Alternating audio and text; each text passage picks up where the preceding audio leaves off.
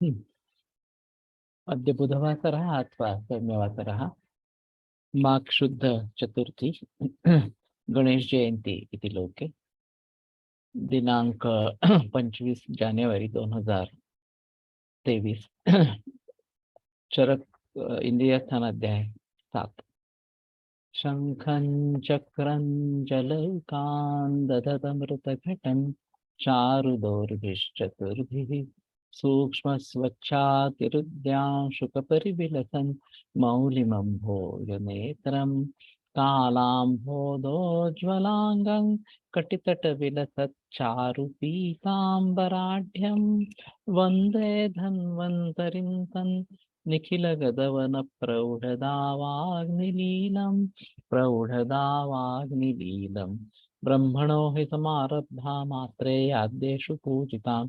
अस्मदाचार्यपर्यन्तां वन्दे गुरुपरम्पराम् आयुर्वेदरतं वन्दे माधवाख्यं महागुरुम् आयुर्वेदामृतं सर्वं शिष्येभ्यो यः प्रदत्तवान् द्रष्टाज्ञानी दृष्टकर्मा कृतकर्मा तथैव च अध्यापको विश्वश्रेष्ठो महान् संशोधकस्तथा गुणैरेतैः समुदितैः यत्कार्यं प्रतनोति सः समृद्ध्यर्थं हि कार्यस्य वयं नु प्रयतामहे सरस्वत्यै नमो यस्याः प्रसादात् पुण्यकर्मभिः बुद्धिदर्पणसङ्क्रान्तं जगदध्यक्षमीक्षते आत्रेयं प्रथमं वन्दे आयुर्वेदजगद्गुरुम् आयुर्वेदामृतं सर्वं गृहीत्वा हि सुरेश्वरात् अग्निवेशादिकेभ्यो यत् प्रयच्छत्मनि सत्तमः प्रथमं तन्त्रकर्तारम् अग्निवेशं नमाम्यहम्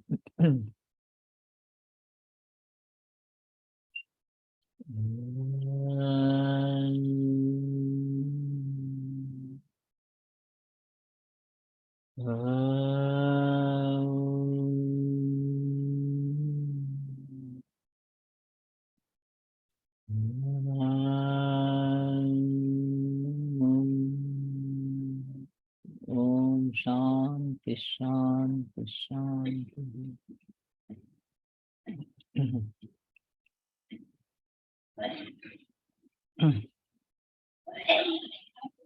प्रतिप्रमाण संस्थाना जलादर्शा तपादिषु छायायासा प्रतिछाया छाया वर्ण प्रभाषया। तो छाया जो है वो वर्ण और प्रभा के आश्रय से रहती है और प्रतिप्रमाण संस्थान जल आदर्श आतप इनमें जो छाया है वो प्रतिछाया इस प्रकार की कही जाती है। तो जैसे कि मैंने कहा कि परछाया या सावली प्रतिबिंब इस प्रकार का जो कहेंगे वो छाया या प्रतिछाया इस प्रकार का कहेंगे। तो छाया कृष्ण वर्ण की रहेगी और प्रतिछाया जो है वो जिस प्रकार का वर्ण है उसी प्रकार की रहेगी। प्रतिबिंब या परछाया जिसको कहते हैं इस प्रकार से। खादीनां पंच पंचानां छाया विविध लक्षणां नाभस् निर्मला नीला सस्नेहा सप्रभेवचत। खादी जो पंच महाभूत है उनकी 5 प्रकार की विविध लक्षण छायाएं होती है।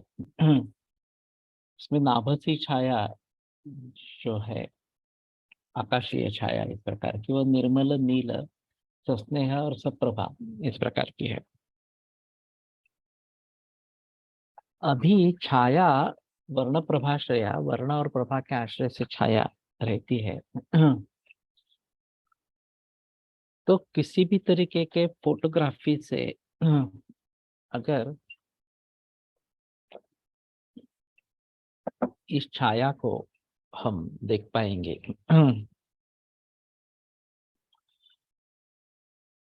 तो शायद ये बात बनेगी कि पंचमहाभूतों की जो छायाएं हैं उसके बारे में हम थोड़ा देख सकेंगे इस प्रकार से। और आकाश महाभूत प्रधान इस प्रकार की जो छाया है वो निर्मला नीला सस्नेहा सप्रभा इस प्रकार की है। तो भी एक तरीके से लस्टर जिसको कहते हैं सप्रभेव इस प्रकार से उजड़दार इस प्रकार से। तो उजलने वाली इस प्रकार की जो रहेगी वो इस प्रकार की नाभसी छाया बताई जाएगी। और वर्ण से वो अलग होती है, चाहे कृष्ण वर्ण भी हो, लेकिन उसमें भी इस प्रकार का ग्लो दिखेगा, तो उसको हम नाभसी छाया इस प्रकार से कहेंगे। और निर्मला नीला सस्नेहा इस प्रकार का अगर है, तो मैं चाहता हूं कि ऑब्जेक्टिव पैरामीटर्स के जरिए ये अगर हम देख सकेंगे तो अच्छी बात इस प्रकार की होगी, और हमारे डायरेक्ट ग्रंथ से रेफरेंस उसका है।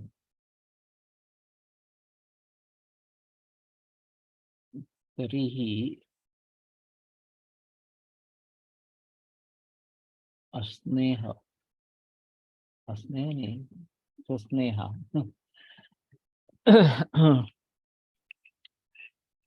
ये मुझे थोड़ा सा लगता है कि पंचीकरण का विषय इस प्रकार के है। केवल जो वायवी छाया है वो अच्छी नहीं बताई गई है, बाकी सब छाया अच्छी अच्छी तरीके से अच्छे है इस प्रकार से बताए गए हैं। तो वैसे छाया या प्रतिछाया, ये जो चीजें हैं वो तेज महाभूत से ही बनेगी। उसके साथ में अगर आकाश महाभूत है, उसके साथ में पृथ्वी महाभूत है, वगैरह वगैरह इस प्रकार से, तो फिर उस पर थोड़ा परिवर्तन आएगा। हम देखते हैं कि देवताएं जो होती है उनके सर के पीछे एक प्रभा मंडल दिखाया जाता है। तो ये प्रभा मंडल होता है इसलिए उसको दिखाते हैं, ऐसा थोड़ा सा है। और वो उनकी विशेषता इस प्रकार की है।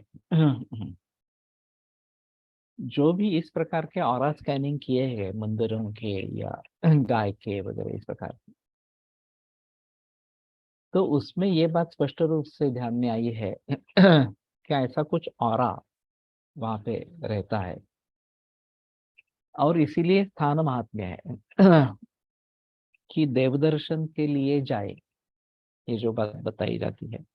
घर में हम फोटो देखेंगे तो बात बनेगी नहीं, खुद उस स्थान पे जाना है, और फिर वहाँ की जो प्रभा है, वहाँ की जो ऑरा है, उसका फायदा होता है। इसीलिए उसको तीर्थ क्षेत्र इस प्रकार से कहते हैं। तो ये ऐसे ऑरा स्कैनिंग के जरिए काफी जगह की ऑरा देखी गई है, और वो अलग रहती है, ये बात बताई जाती है। वैसे विदेशों में रजस्वला अवस्था में कोई स्त्री किसी फूल के पास जाती है तो फूल की ऑरा बदल जाती है, रिकॉर्ड किया गया है। वो निस्तेज हो जाता है इस प्रकार से। और अगर हम कुछ मंत्र जाप वगैरह करते हैं तो ऑरा सुधरती है, ये भी देखा गया। खास करके जोशी काका का जो मठ है श्रीवर्धन में, वहां पे उन्होंने मंत्र शास्त्र के ऊपर काफी प्रयास किए हैं, और उनका कहना है कि वनस्पतियां हमारे साथ बोलती है इस प्रकार से। और जो भी फोटोग्राफी की गई है उससे पता चलता है कि इसमें अंतर होता है। आप अगर प्यार दुलार से वनस्पति के नजदीक जाते हैं तो ऑरा चेंज होता है। हम अगर कुछ कुल्हाड़ वगैरह लेके तोड़ने के लिए जा रहे हैं तो ऑरा चेंज होता है। तो ये सब नोटेड है इस प्रकार से। तो थोड़ा भावनाओं से इसका संबंध है क्या, ये भी एक बात ध्यान में रखनी पड़ेगी। और ये छाया और प्रभा एक अनूठी इस प्रकार की चीज है। पुराने जमाने में तो ऑरा स्कैनिंग नहीं था। फिर भी इनको ये पता चलता था कि यहाँ की ऑरा सबसे बेहतर इस प्रकार की है, तो फिर वहां जाना है। इस प्रकार से सोचा जाता है। रामदास स्वामी ने शिवथरगढ़, ये जो स्थान सिलेक्ट किया डार्क ग्रोथ लिखने के लिए। तो वहां पे कहना है कि किसी भी सैटेलाइट या किसी भी दूसरे प्रकार के व्यत्यय वहां पे बिल्कुल नहीं है। एक अनूठी जगह है जहाँ कोई भी रेडिएशन, कोई भी इस प्रकार का संपर्क नहीं है, नेचुरल है इस प्रकार से। तो ये ऑरा की जो बात है वो हमें अच्छी तरीके से देखनी है। कल मैंने जीएसबीसी पे एक पोस्ट किया है, मैंने खुद देखा नहीं वो ऑरा का जो है वो विज्ञान, लेकिन मैंने पोस्ट तो कर दिया है, तो मैं भी कोशिश करूंगा देखने की इस प्रकार से। और फिर इसके बारे में हम ऑब्जेक्टिविटी अगर क्रिएट कर सकते हैं तो काफी बदलाव इस प्रकार का आएगा। और आज के ज़माने में पेट स्कैन, एमआरआई वगैरह ये सब बातें जो चल रही है, उसको हम अलग तरीके से देख पाएंगे, उससे ज़्यादा देख पाएंगे इस प्रकार से। महर्षि अण्णा साहेब पटवर्धन नाड़ी पे हाथ रख के बताते थे कि किडनी में स्टोन है, एक्सरे निकालना है तो निकाल लो। एक्सरे बिल्कुल नया था उस समय में, और सचमुच एक्सरे करते तो पता चलता कि हाँ किडनी में स्टोन है इस प्रकार। तो शेंडे सर ने एक बार उनसे पूछा कि आप नाड़ी से ये कैसे देखते हैं इस प्रकार। उनका जवाब काफी अजीब था।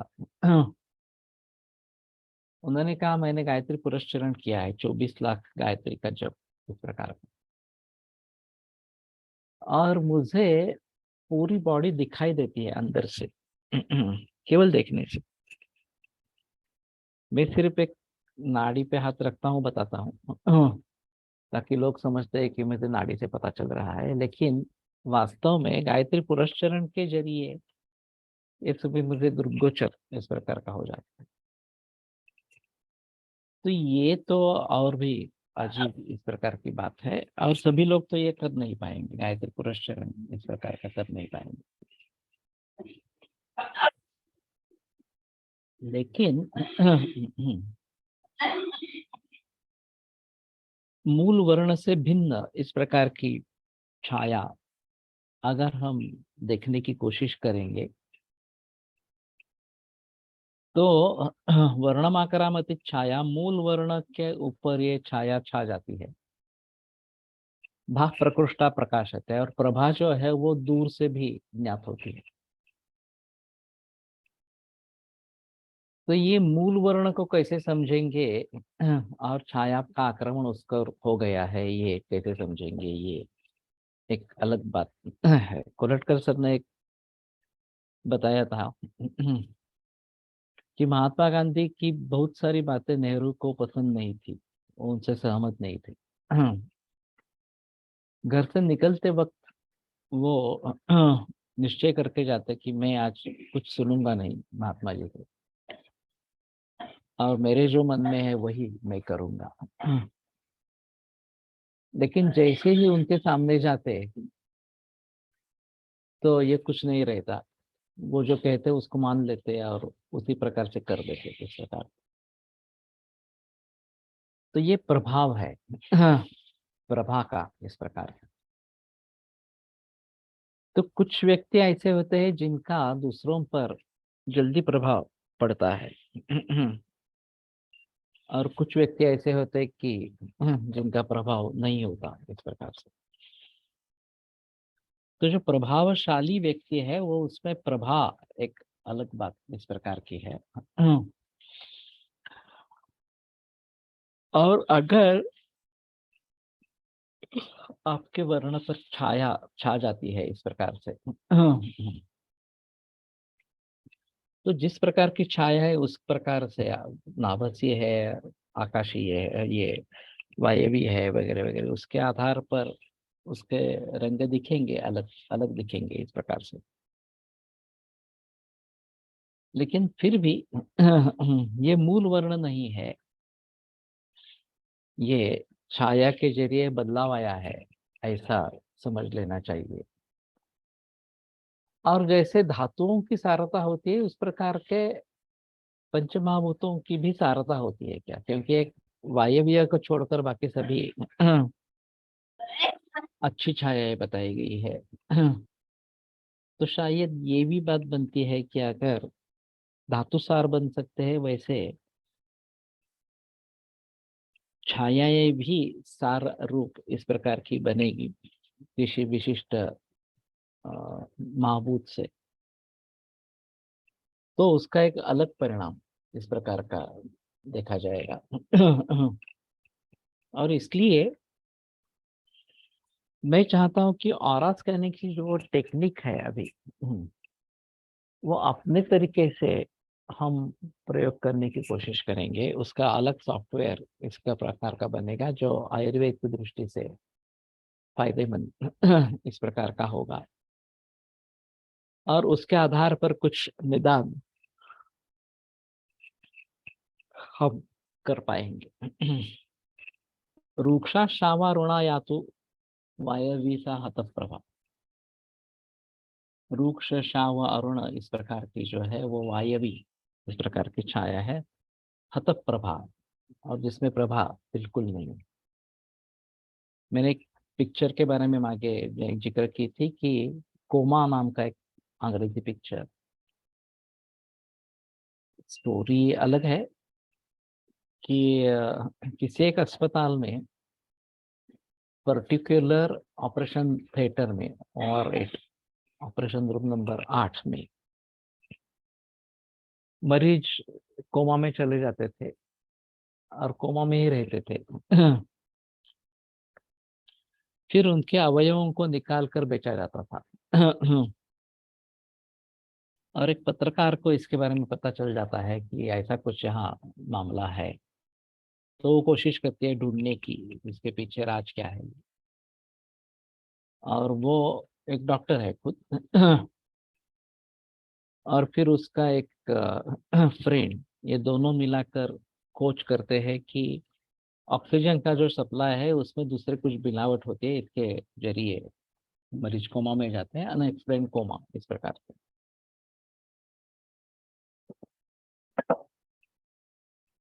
तो ये सब बातें जब पक्की हो जाती है तो वो मेन डॉक्टर को मिलने के लिए जाती है और उसको बताती है कि अपने अस्पताल में इस प्रकार का चल रहा है। तो वास्तव में वही डॉक्टर, मेन डॉक्टर ही खलनायक है, वही सब कर रहा है। तो उसको पता चल जाता है, अगर इसको पता हो गया तो ये सब आउट हो जाएगा, सीक्रेट नहीं रहेगा। तो उसको कॉफी पिलाता है, उसमें कुछ डालता है, तो पेट में दर्द होने लगता है, कि यही डिक्लेयर करता है कि एक्यूट अपेंडिसाइटिस है और तुरंत उसका ऑपरेशन करना है, और एट बुक कर लो इस प्रकार से। तो उस समय में वहां पे कुछ शस्त्रक्रिया चल रही है, तो बताते हैं कि दूसरी किसी ऑपरेशन थिएटर में करेंगे क्या? बोला नहीं नहीं, मुझे I particularly want OR eight only. तो उसको वहां पे लेके जाते हैं। प्रियकर को पता चलता है कि इमरजेंसी ऑपरेशन के लिए ओआर एट में उसको लेके गए हैं। तो वो पीछे जाकर जो दूसरा गैस का कनेक्शन उसमें है वो बंद कर देता है। तो फिर उसको कोमा नहीं होता, और वो होश पे आ जाती है फिर से। और जैसे उसको उसको होश आने लगता है तो ये डॉक्टर समझ जाता है कि अब कुछ नहीं कर पाएंगे, ये तो बता देगी सभी लोगों को। और तुरंत उसके चेहरे पर कालापन छा जाता है। वो जो सीन है वो मैंने काफी बरस पहले देखा है, शायद 20-25 बरस हो गए हैं, लेकिन फिर भी मैं वो भूला नहीं। वर्णम आक्रामती छाया, वर्ण के ऊपर ये छाया छा जाती है, तो ये 1-2 सेकंड में हो जाता है इस प्रकार से।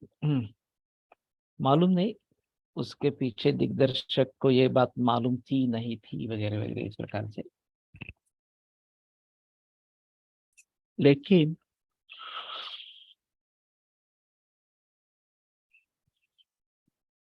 ये बात सही है कि इस प्रकार से करने से वो छाया वर्ण पर छा जाती है और रूक्ष शावा अरुणा इस प्रकार की हतप्रभा इस प्रकार की छाया, ये वायवी छाया इस प्रकार की है।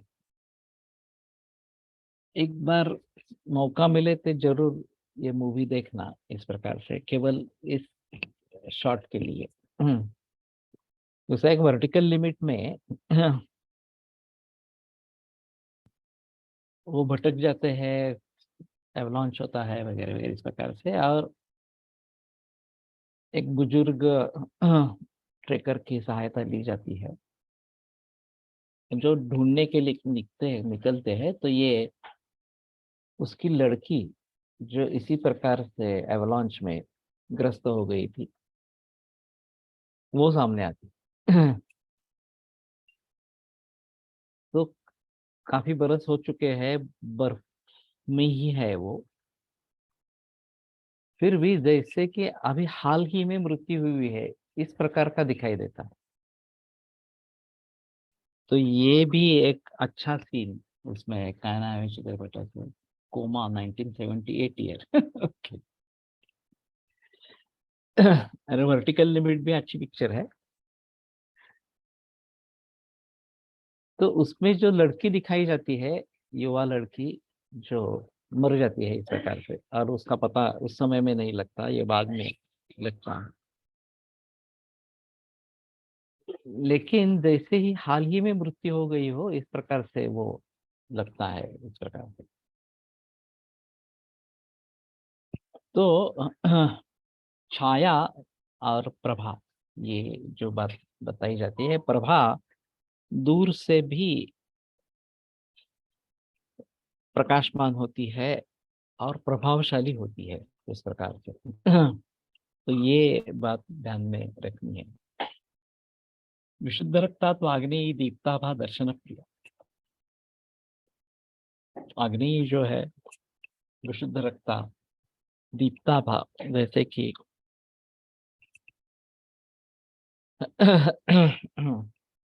प्रज्वलित इस प्रकार की हो गई हो, दर्शन प्रिया, और फिर भी देखने में प्रिय इस प्रकार की है।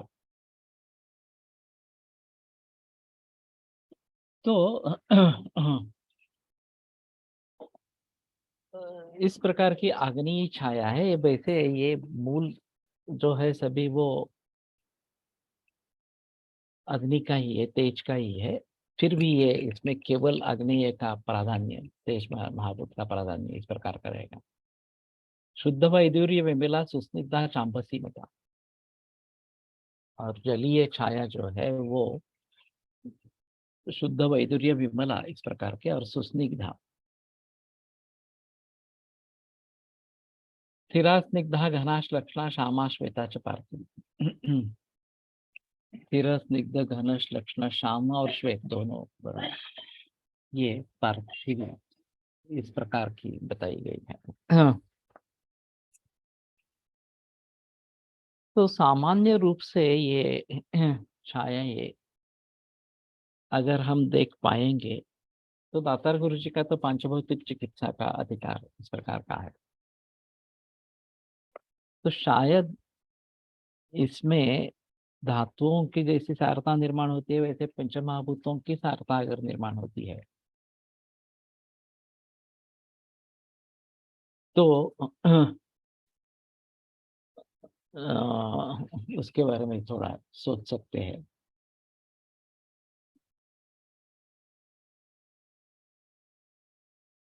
वायवी गर्हिता था तो आसाम चतुर्थ सुखोदया, वायवी तो विनाशाय क्लेशाय महदेवी। तो इंद्रियाधिकार में ये क्यों संग इष्टाधिकार में ये क्यों बताया? तो अगर इस प्रकार की वायवीय छाया का उदय होता है तो वो गर्हित है, बाकी चार जो है सुखोदय है, और वायु विनाश के लिए या बड़े क्लेश के लिए कारण हो जाती है। तो उस दृष्टि से वायव्य छाया को देखना है। और ये अगर हम समझने की कोशिश करेंगे गंभीर रोगों में, और वायव्य छाया है, तो समझ पाएंगे कि ये बचने वाला नहीं है इस प्रकार का। तो कहने का तात्पर्य अर्थ ये है कि इन छाया और प्रभावों को हमें देखना है, और उसके लिए ऑब्जेक्टिव पैरामीटर्स क्रिएट करने हैं। मेरा एक मानना ऐसा है कि फिजिक्स में जो भी खोज हुई है उसका एलोपैथी ने अपने शास्त्र के लिए उपयोग किया। और इस टेक्नोलॉजी के जरिए ये पूरे विश्व पर राज कर रहे हैं। एक्सरे से लेकर sonography, CT scan, MRI, PET scan वगैरह वगैरह, इन सभी के जरिए जो एक सूक्ष्मता पाई गई है निदान में, उसका काफी फायदा उन्होंने उठाया। और स्ट्रक्चरल एंड एनाटॉमिकल व्यू होने के कारण सर्जरी को प्रोत्साहन मिला। अभी रोबोटिक सर्जरी के बारे में मैंने एक लेक्चर सुना कैंसर के सेमिनार में,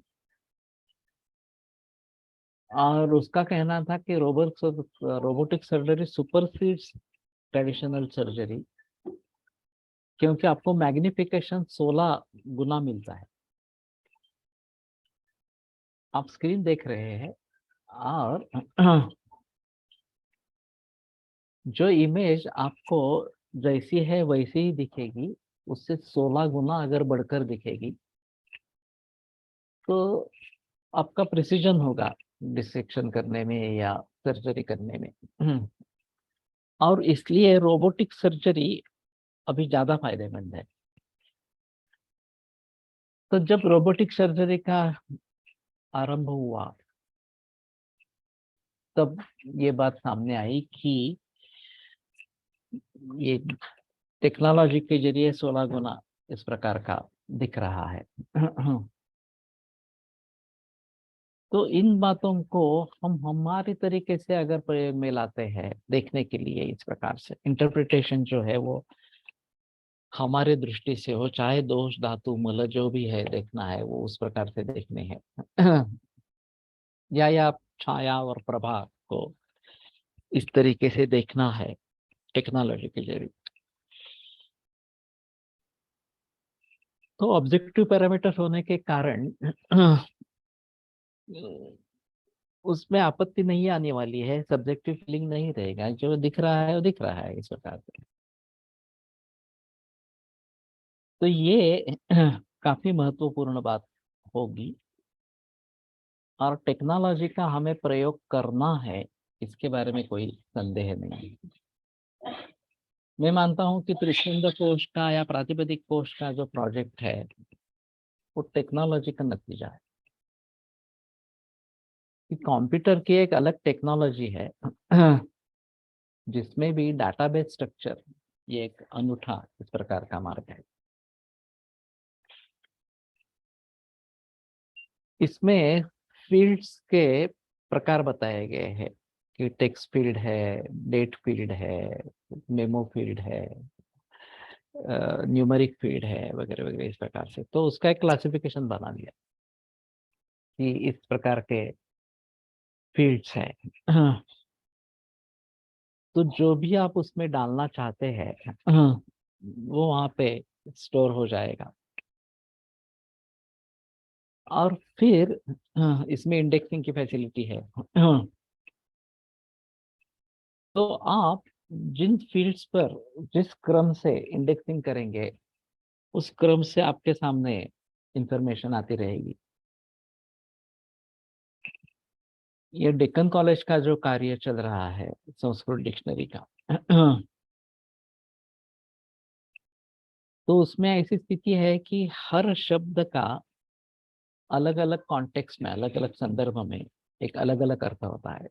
गुण ये शब्द ले लिया तो सामान्य रूप से गुण ये अर्थ है। आयुर्वेद में 41 गुण है, सत्वरजस्तमस ये भी गुण है। गुण यानी कि डोरी, धनुष्य की जो जा है उसको भी गुण कहते हैं।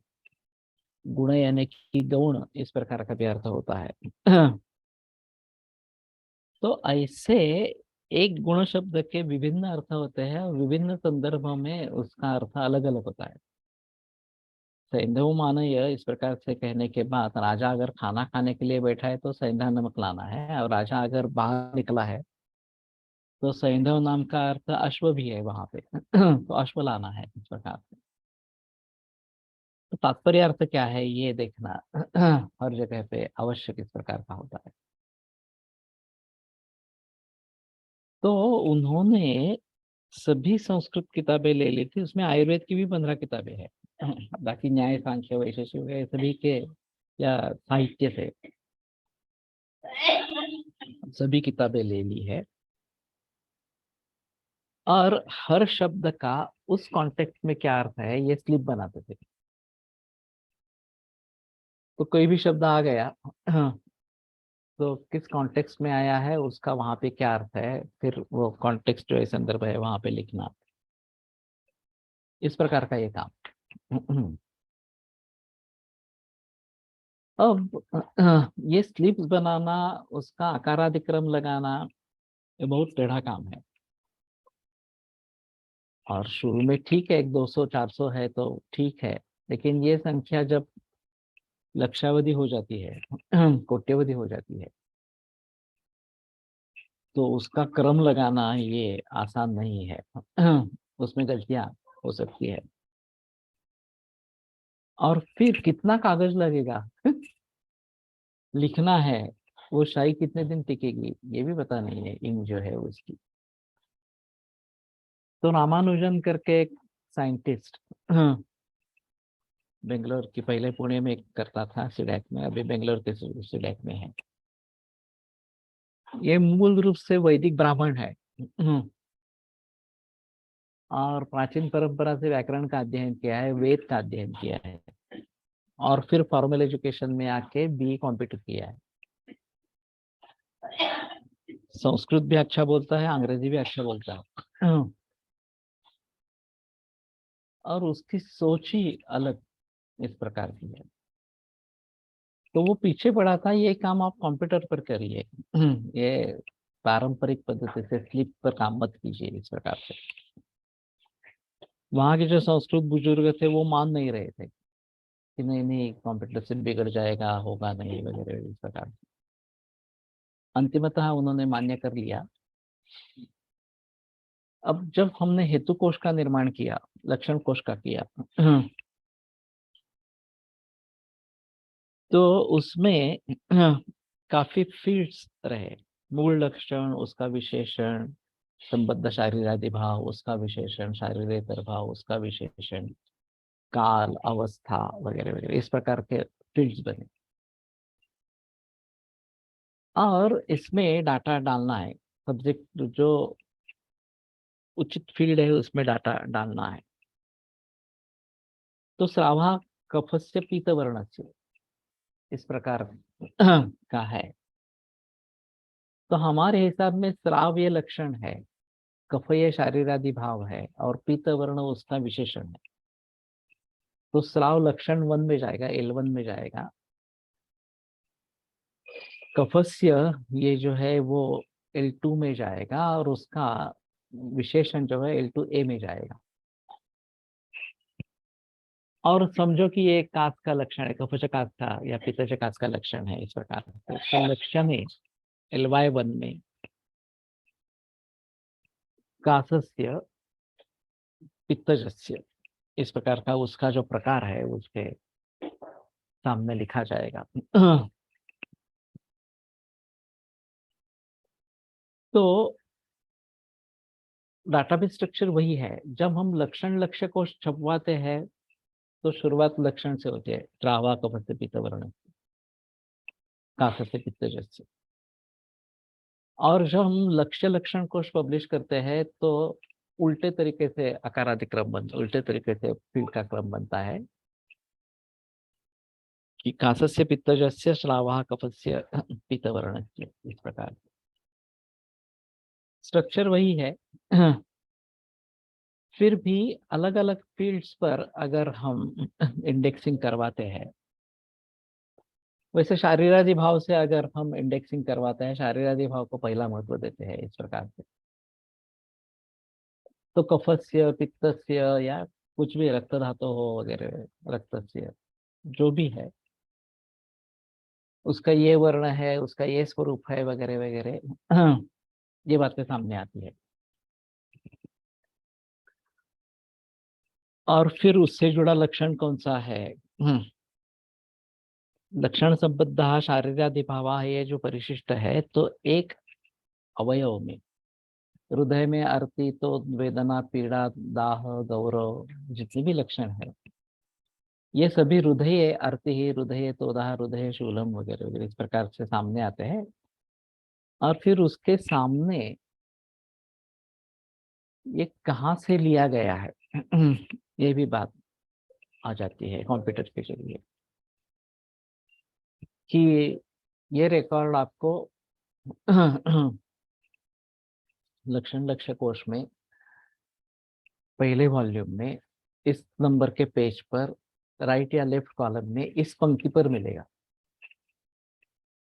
तो 263 वाम यानी कि लेफ्ट कॉलम में, दक्षिण यानी कि राइट कॉलम में, और पंक्ति क्रमांक 23, यहाँ ये आपको लक्षण अर्थित हृदय इस प्रकार का मिलेगा।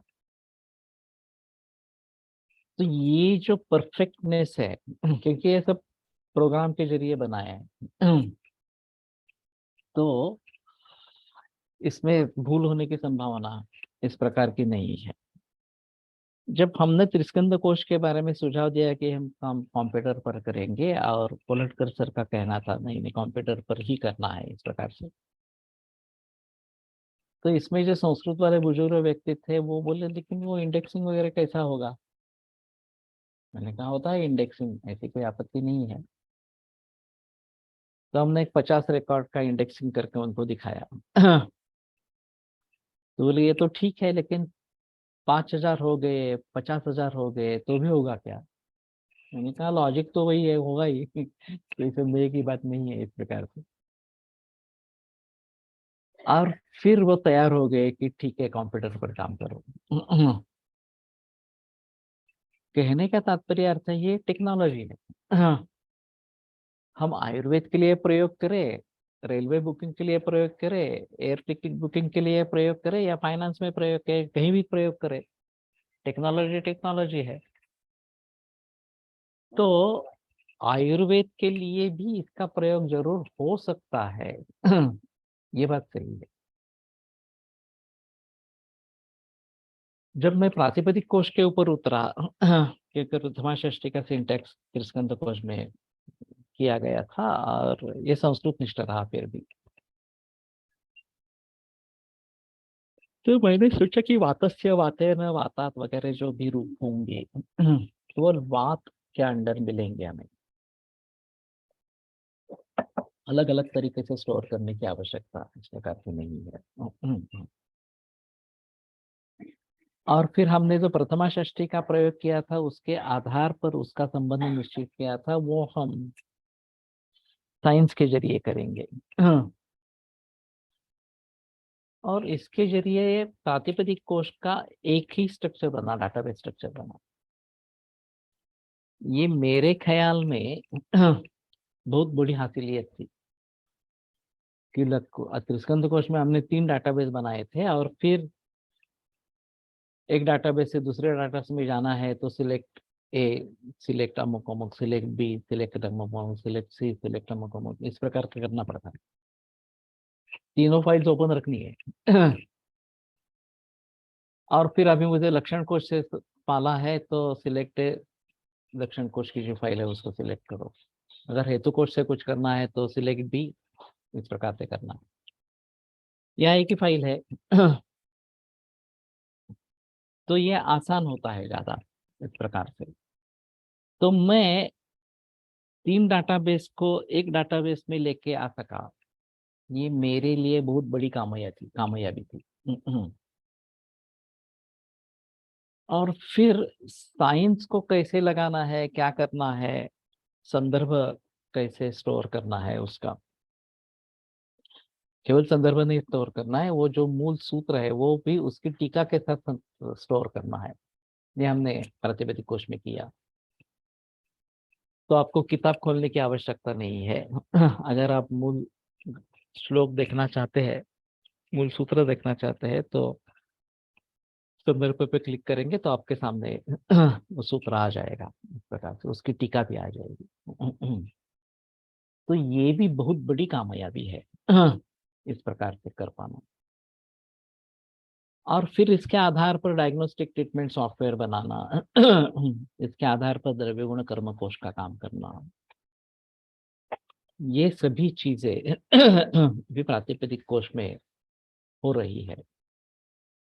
जब ये सामने आएगा आपके, तो आपको पता चलेगा कि किस प्रकार से काम किया है। और इसमें चाहिए कि मूल रूप से डाटा एंट्री कैसी करनी है, उसके बारे में बहुत सजग होना पड़ता है, क्योंकि जिस तरीके से हम डाटा भरेंगे उसी प्रकार से उसका रिट्रीवल आएगा। कैसे भी भरेंगे तो कैसा भी होगा, ये बात सही नहीं है। तो बहुत जागरूक होकर डाटाबेस स्ट्रक्चर फाइनलाइज करना है, साइंस वगैरह को फाइनलाइज करना है। और फिर उसके आधार पर ये हम आउटपुट चाहते हैं, तो ये आउटपुट इस तरीके से आएगा, ये बात इसमें रहेगी। तो कहने का तात्पर्य अर्थ ये है कि हमें टेक्नोलॉजी से दूर नहीं रहना है।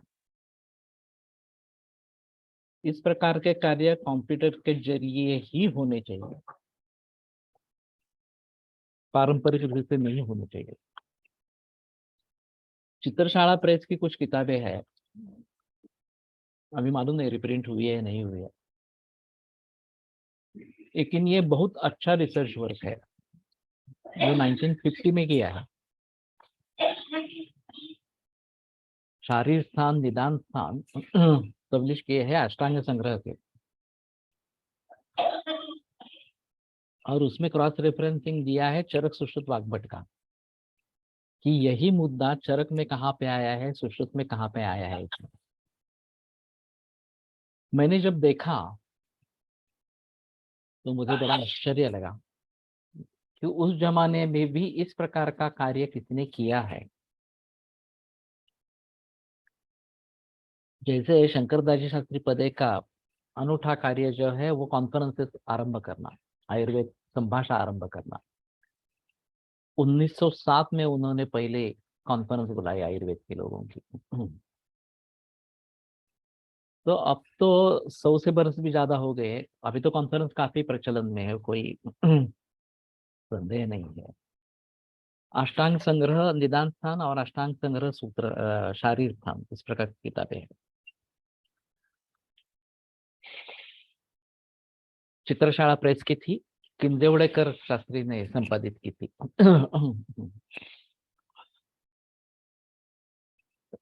अब तो ये आसान है, चारों ग्रंथों से रेफरेंस हमारे पास रहेंगे, तो क्रॉस रेफरेंसिंग दे सकते हैं, उसमें कोई ज्यादा कठिन बात नहीं है। लेकिन उस जमाने में इस प्रकार का कार्य कर पाना ये बहुत ही अद्भुत चीज है। वैसे आयुर्वेदीय शब्दकोश का कार्य ये भी अद्भुत है। वेणुमाधव शास्त्री जोशी, नाफत जोशी, इन दोनों ने जो ये कार्य किया है, और मुख्य कार्य ये तो मुख्य थे, लेकिन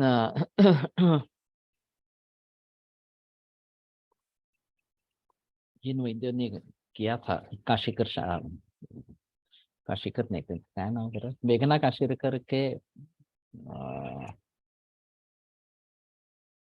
ग्रैंडफादर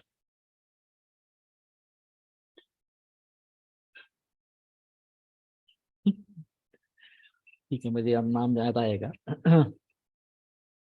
तो उन्होंने मुख्य रूप से काम किया है वो।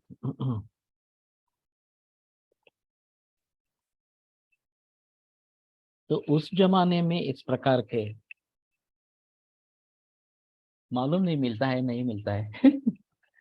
अपावरण चौक में एक बार तो पूछताछ करो। मेरे पास थी ये दोनों कॉपियां, लेकिन वो पुराने घर में चली गई। तो कहने का तात्पर्य अर्थ ये है कि हमें टेक्नोलॉजी से दूर नहीं रहना है। इसीलिए मैं ऑरा स्कैनिंग देखने के लिए ठाणे गया था, देव जो डेंटिस्ट है उनके यहाँ। फिर समझ पाया कि ये काफी मुश्किल काम है, आसानी से नहीं होगा। फिर भी मैं सोचता हूँ कि करने की कोशिश करेंगे। मुझे लगता है कि आयुर्वेद को एक वैश्विक स्तर पर लेके जाना है, और आधुनिक जो साइंटिस्ट है उनके सामने रखना है। तो ऑब्जेक्टिव पैरामीटर्स होना जरूरी है। हमारा ज्यादा साइंस सब्जेक्टिव है, और फिर वो उस व्यक्ति पर ही सीमित रहता है, व्यक्ति तक ही सीमित रहता है। तो किस किस प्रकार से ऑब्जेक्टिव पैरामीटर्स क्रिएट कर सकते हैं, ये थोड़ा सा हाँ देखना चाहिए। कल बहुत दिनों के बाद ये भूषण जोशी का फोन आया था, जिन्होंने एक दवा कल्याण के यहाँ हमने जो एक रिसर्च प्रोजेक्ट किया था, वृद्ध वैद्य अनुभव संकलन इस प्रकार से। तो वो उनके जरिए हमारे पास पहुंचा था। उनका फोन अलग कारण के लिए आया था, किसी मरीज के बारे में, कैंसर के मरीज के बारे में। लेकिन जाते जाते उन्होंने एक बात बताई कि उनके लड़के का एग्जीबिशन है बाल गंधर्व में, जिक्सॉ पजल्स। और ये बनाने की उसकी खासियत है जिक्सॉ पजल्स। तो फिर मेरे ध्यान में आया कि अरे ये तो ऑब्जेक्टिव क्राइटेरिया है। मैं जो बात कर रहा हूँ कि भाषा, गणित और तर्कशास्त्र, ये तीन विषय पढ़ाने हैं। उसमें तर्कशास्त्र के लिए इस प्रकार के पजल्स अगर जूनियर केजी से लेकर किसी भी क्षेत्र में अगर हम निर्माण करते हैं, तो ये बड़ा काम होगा। क्योंकि आज का जो एजुकेशन है वो केवल स्पून फीडिंग है, विचार करने के लिए कोई अवसर ही नहीं है। और सच्चे साइंटिस्ट तभी बनेंगे जब हम खुद विचार करने लगेंगे। तो विचारों को चालना देने के लिए इस प्रकार के पजल्स जरूरी है। तो मैं कोशिश करूंगा, मालूम नहीं मैं जा पाऊंगा नहीं पाऊंगा इस प्रकार से, लेकिन उनसे तो मिलूंगा, भूषण जोशी से मिलूंगा। लड़के को मिलूंगा उसके शायद। और इसका प्रचार प्रसार कैसे होगा उसके बारे में सोचेंगे। तो जैसे प्रश्न मंच स्पर्धा चलती है कोलटकर प्रतिष्ठान की, उसमें भी इस प्रकार के पजल्स रखे जाते हैं, ऑडियो विजुअल सभी में इस प्रकार से। और फिर आपके स्मृति को चालना मिलनी है कि आप कैसे समझ पाओगे, कैसे उसके बारे में बता सकोगे इस प्रकार से। तो ये अच्छा तरीका इस प्रकार का रहेगा। तो आज के कहने का मुख्य मुद्दा है कि ये टेक्नोलॉजिकल पार्ट है, टेक्निकल पार्ट है इस प्रकार से, और स्कैनिंग ये। लेकिन उसमें हमें काम करना है, ये देखना चाहिए। क्या तेजस्वी प्रभा सर्वा सातु सप्तविधा स्मृता। प्रभा जो है वो सभी तेज महाभूत की है, और सात प्रकार की बताई गई। रक्ता पीता सीता शावा हरिता पांडोरा सीता। तो रक्त पीत सीता शाव हरित पांडुर और असित कृष्ण वर्ण की। तासाम यास्युर विकासिन्यः स्निग्धाश्च विपुलाश्च या, जो विकासी है, स्निग्ध है, विपुल है, ताशुभाः रूक्ष मलिना संक्षिप्ताश्च अशुभोदयाः, रूक्ष मलिन और संकोच जिनका है वो अशुभोदय इस प्रकार का। अभी मैं चाहता हूं कि ये वर्ण हम मूल रूप से देखने की कोशिश करेंगे। जैसे स्फटिक वगैरह इस प्रकार के होते हैं, या लोलक जिसको कहते हैं वो होते हैं, और उसमें प्रकाश किरण घुसता है तो ये ताना पीही निपाजा, ये इस प्रकार के 7 रंग दिखाई देते हैं। तो उसी प्रकार से किसी भी टेक्नोलॉजी से अगर हमें ये रंग मूल रूप से दिखते हैं, अभी ये क्या करते हैं, अपने भी तरीके से रंग दे देते हैं, ये तो नहीं करना है। जो मूल रूप में दिख रहे हैं वही रंगों को सामने रखना है। तो शायद है रक्त पीता सीता वगैरह जो बताया गया है उसको हम आइडेंटिफाई करेंगे, और उसमें ये रूक्ष मलिन और संक्षिप्त है क्या, ये देखना जरूरी है। जो विकासशील स्निग्ध विपुल इस प्रकार के है वो हमारे लिए अच्छे हैं, शुभ बताने वाले हैं। और इस प्रकार के जो रूक्ष मलिन संक्षिप्त, ये अशुभोदय के बारे में बताए गए हैं। तो मैं चाहता हूं कि फोटोग्राफी के जरिए अगर हम इन वर्णों तक पहुंचते हैं तो ज्यादा अच्छा रहेगा। आयुर्वेद हे सब्जेक्टिव्ह मेनली आहे, हेच आयुर्वेदाचे वैशिष्ट्य असू शकत नाही का? आणि टेक सिद्धांत दृष्ट्या प्रिन्सिपल्सच्या आधारे आपण जागतिक लेवलला पोहोचू शकत नाही का? कारण ऑब्जेक्टिव्ह पॅरामीटर्सच्या मागे लागून बऱ्याच अंशी आयुर्वेदाचं शाश्वतत्व हॅम्पर होऊ शकते असं मला वाटतं. ज्या ठिकाणी संहितेत ऑब्जेक्टिव्ह पॅरामीटर्सचे वर्णन येते तेथेच ऑब्जेक्टिव्ह पॅरामीटर्स टेक्नॉलॉजीच्या सहाय्याने अभ्यासायला हवे। वो हम किस दृष्टि से देखते हैं उसके आधार पर ये सब चलता है मामला।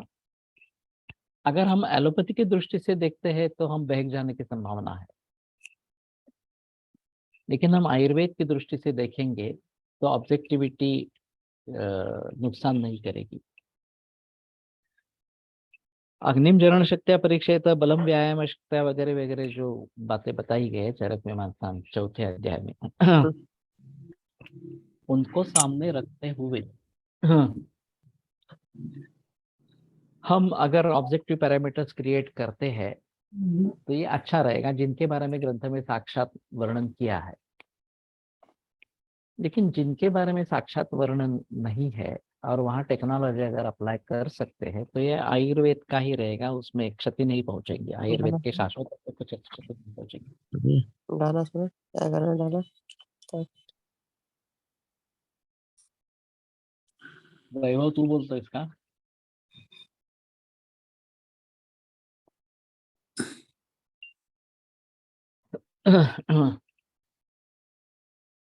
त्यासाठी ही आयुर्वेदाची दृष्टी प्रथम संपूर्ण आयुर्वेद क्षेत्रात आधी प्रसृत व्हायला पाहिजे। लेकिन मालूम हो ये तैयारी जो बच्चा बोलता है ना बीच में, इसका सुने क्या है।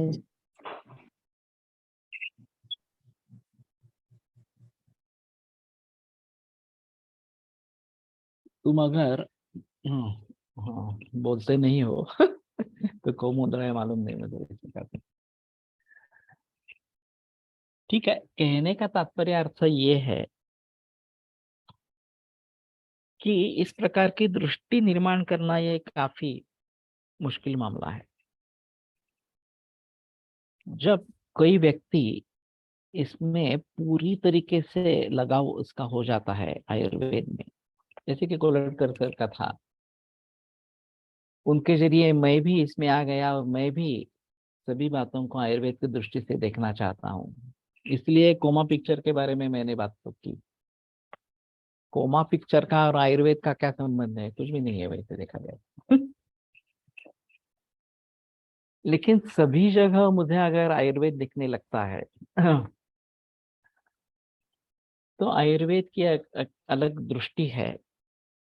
और फिर उसके लिए अगर टेक्नोलॉजी का प्रयोग करते हैं, अभी नाड़ी तरंगिणी के बारे में बात चल रही है, नाड़ी ऑब्जेक्टिव पैरामीटर्स पर दिखाना वगैरह वगैरह इस प्रकार से। कितना सक्सेस होगा नहीं होगा ये अलग बात है, क्योंकि नाड़ी सब्जेक्टिव ही ज्यादा है।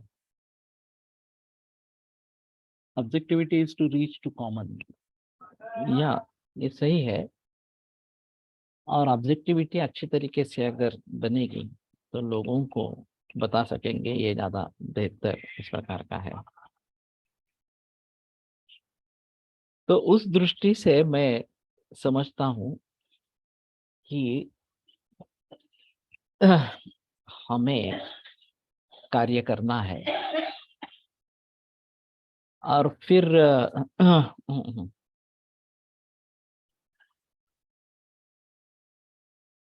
अधिक अभी के जो छात्र है, टेक्नोलॉजी का दूसरा भी एक फायदा हो सकता है। जयंत उपचार्य से मैं बात कर रहा था,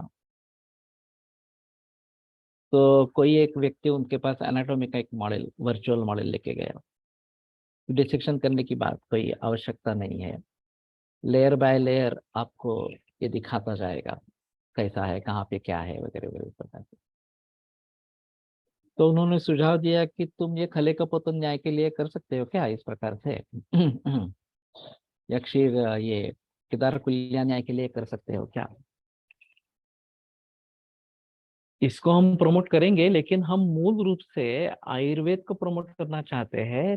तो जिस जिस चीज में इस प्रकार की ऑब्जेक्टिविटी आ सकती है, टेक्नोलॉजी का प्रयोग हो सकता है, तो लोगों पे जल्दी समझ में आएगा। ये सही बात है।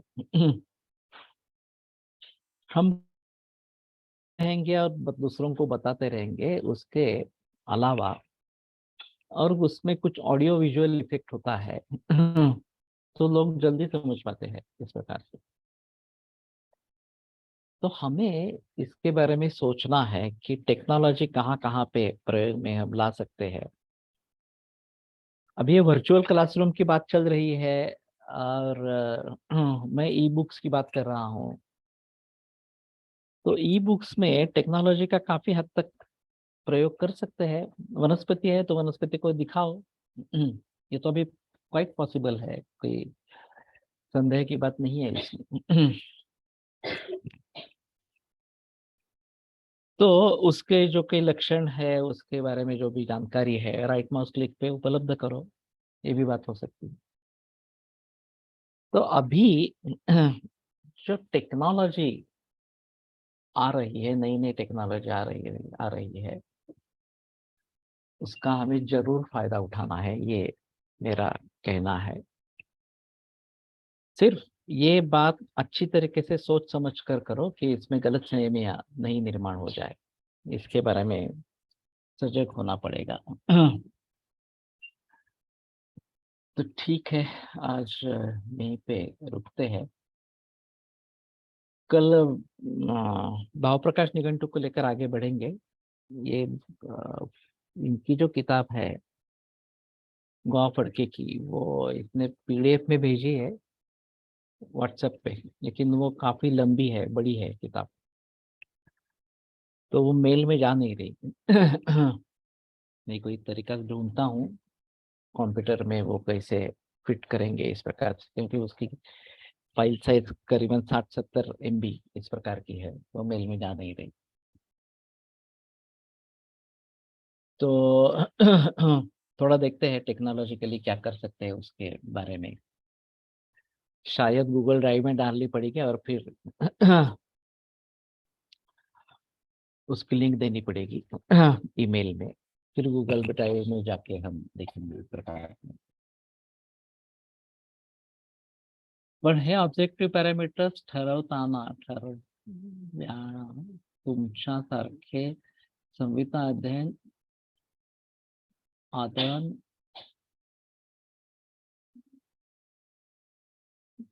काय तरच त्याचा आदरणीयांनी केले तरच त्याचा आयुर्वेदाला उपयोग होईल.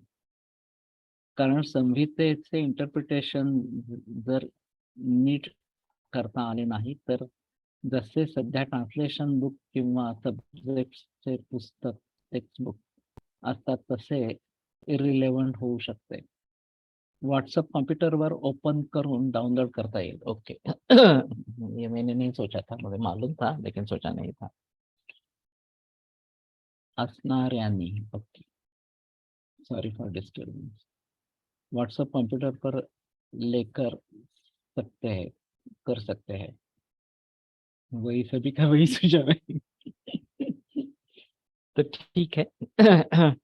मैं एक कोशिश करूंगा, मैं तो सुश्रुत को बताऊंगा और हो जाएगा एक प्रकार. तो आयुर्वेद प्रकांड निगदित इह हि शल्यतंत्र प्रधानः शिष्येभ्यः शाश्वतोऽयं निखिलजनकृपा व्याप्तचित्तेन येन आयुर्वेदस्य वाञ्छन् पुनरपि भुवने ताञ्च सुष्ठु प्रतिष्ठां श्रेष्ठं धन्वन्तरिं तं प्रणमति च सदा वैद्यवर्गो हि नूनं वैद्यवर्गो हि नूनम्. Um,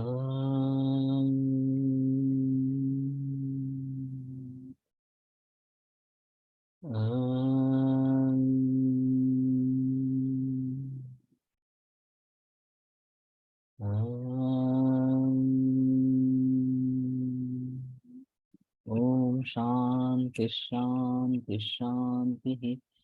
विरम्यते व्याख्यान व्यापारात्. श्वः पुनरपि विश्रामः.